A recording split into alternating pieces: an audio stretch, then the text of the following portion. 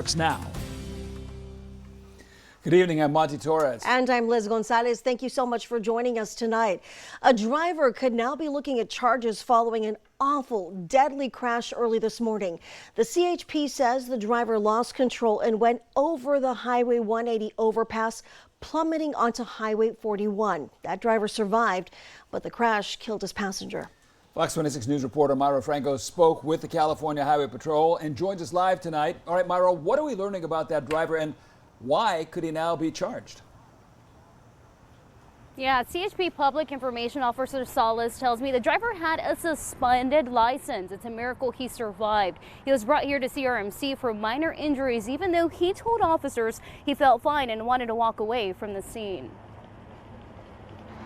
The CHP says this bad crash happened early Tuesday morning around 5:30, claiming the life of the passenger inside this truck. He has yet to be identified, but the CHP identified the driver as 54-year-old Ladsay Lou Suknalong. He made it out alive. How he walked out of that sucker is beyond us. It's crazy. Looking at the photos, I'm sure you can agree with me that it was a remarkable feat that someone really survived that. Sala says the driver veered to the left, striking a concrete wall that sent the truck up and over the Highway 180 overpass, crashing down onto Highway 41 between the north and southbound lanes, at least 30 feet down. The cause of the crash still under investigation. We're looking at all those factors, but definitely just by the mere fact that vehicle launched itself up and over that barrier wall, definitely speed was a factor. Obviously it was a heavy downpour at the time, so could have been some hydroplaning involved with that. But what they do know is Suknalong told them he wasn't supposed to be driving. He told officers the passenger was originally driving but asked to switch because he was feeling sleepy and tired. Sala says Suknalong could now face manslaughter charges because he was driving with a suspended license.